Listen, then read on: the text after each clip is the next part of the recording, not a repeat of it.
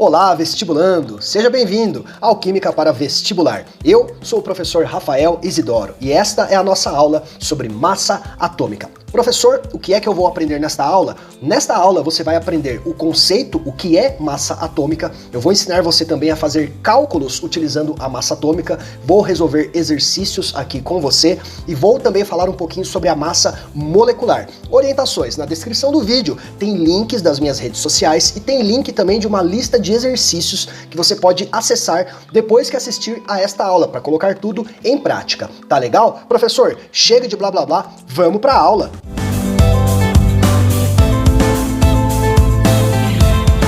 O padrão atual da unidade U. Professor, o que é a unidade U? Galera, unidade U significa unidade de massa atômica.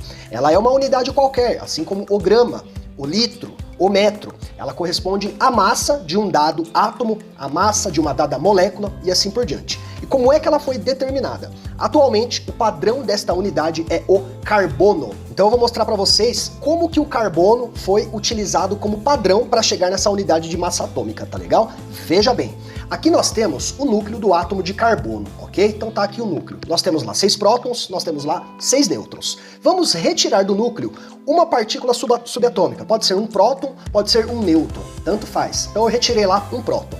Galera, imagina o seguinte, você tem aí uma torta, uma pizza, um bolo. Você divide esse bolo em 12 pedaços e tira um pedaço. Qual seria a fração? 1/12 do total. Foi o que a gente fez aqui. A gente tirou uma parte do núcleo, ok? E a gente tem 1/12 do núcleo, ou seja, da massa do carbono. Por que do núcleo da massa? Ora, porque toda a massa do átomo está concentrada no núcleo. Estão lembrados disso? Ok. E o que isso significa, professor? Este é o significado teórico de massa atômica. 1U, uma unidade de massa atômica, corresponde a 1/12 da massa do carbono. Então é como se fosse uma fatia da pizza, como se fosse uma fatia do bolo. Conseguiu entender? Esta é a definição de massa atômica, beleza? Mas professor, qual é a relação desta massa atômica do carbono com os demais átomos que o homem conhece? Veja bem, qualquer massa atômica tem a ver com a massa do carbono, porque ele é o padrão.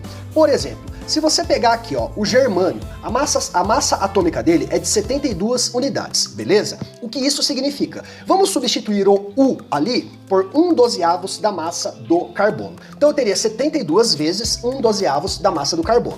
Vamos fazer a continha? Fazendo a continha, a gente chega em 6 massa do carbono, ou seja, quer dizer que o germânio é 6 vezes mais pesado do que o carbono. Ele tem 6 vezes a massa do carbono. Esse é o significado do 72U do germânio. Veja só um exemplo fictício. Digamos que a unidade de massa atômica não tivesse sido 1/12 da massa do carbono. Digamos que por algum motivo os cientistas determinaram que seria 1/4 da massa do carbono. Neste caso, qual seria a massa atômica do germânio? Vamos montar uma proporçãozinha aqui? Olha só, eu sei que 72U corresponde a 1/12 da massa do carbono.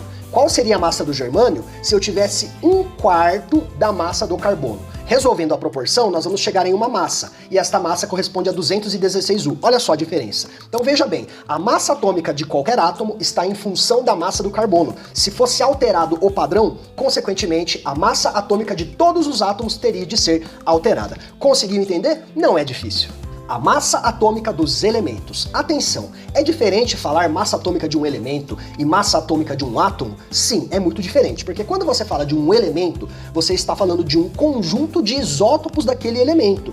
Por exemplo, o hidrogênio. Existe o hidrogênio 1, o hidrogênio 2 e o hidrogênio 3, que seria o hidrogênio, o deutério e o trítio, ok? Oxigênio. Tem o oxigênio 16, o oxigênio 17 e o 18. Carbono. Tem o carbono 12 e o carbono 14. Então veja bem, quando você fala de um elemento químico, você fala lá, elemento carbono. Eu já estou considerando todos os isótopos do carbono. Elemento oxigênio. Estou considerando todos os isótopos do oxigênio e assim por diante. Então quando você fala da massa atômica de um elemento, tomem cuidado. Nós estamos falando aqui da média ponderada das massas atômicas dos isótopos destes átomos neste elemento. Professor, eu achei difícil. Veja bem, ó. Nós temos aqui 3 oxigênios, o 16, o 17 e o 18. Aqui estão as suas massas atômicas e aqui o seu percentual de existência ou de ocorrência na natureza.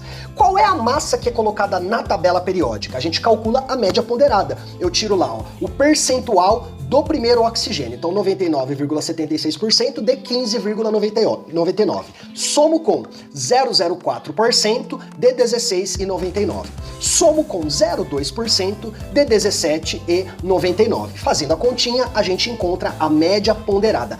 Esta soma é a que vai na tabela periódica. Então o que eu tenho lá na tabela periódica, aquelas massas quebradinhas lá, pode ver que sempre tem vírgula alguma coisa, ela é o resultado da média ponderada dos isótopos daquele elemento que você está analisando. E aí a gente tem que tomar cuidado com um conceito aqui. Prestem bastante atenção.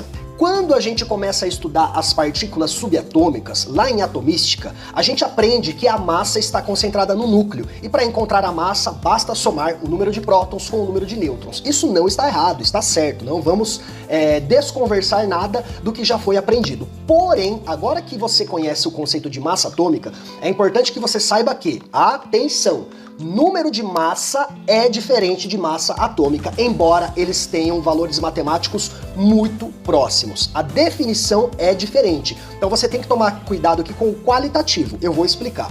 Número de massa, atenção, ó, número de massa significa o quê? Soma de prótons e nêutrons. Sempre vai ser um número natural, um número inteiro positivo. E o que é massa atômica? Média ponderada das massas atômicas dos isótopos de um dado elemento químico, ok? Cuidado com a definição. É claro que na hora que a gente vai fazer as continhas, praticamente, o número de massa é igual ao número da massa atômica, gente. Dá uma diferença muito pequena ali. Mas tem exercício que é casca grossa.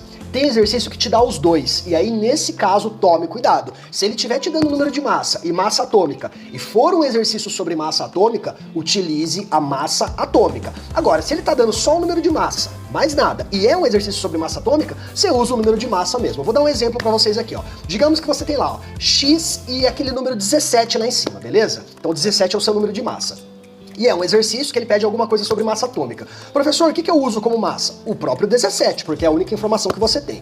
Agora, suponhamos que ele tenha te dado lá X17, ok? E ele fala assim, ó, dado massa atômica 16,8.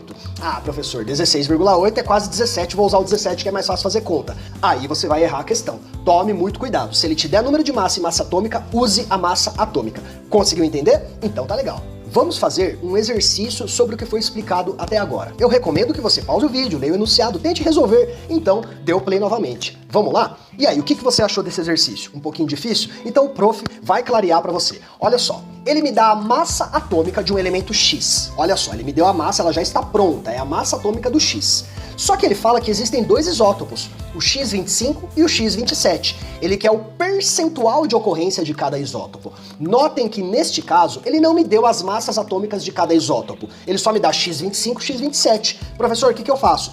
Uso o 25 como massa para o X25 e uso o 27 como massa para o X27. Tudo bem? Tranquilo? Então vamos lá. Como eu quero chegar na porcentagem e eu não sei qual é o valor dessa porcentagem, eu vou adotar aqui duas incógnitas para representá-las. Azinho e Bzinho. Então Azinho e Bzinho vão ser as nossas porcentagens. Galera, como que eu chego na massa atômica? Eu não tenho que tirar a porcentagem de cada massa? Eu vou fazer o caminho inverso. Eu vou escrever aqui, ó, que 25,2U, que já é a resposta, seria A% do meu 25, que é lá do X25, ó, beleza?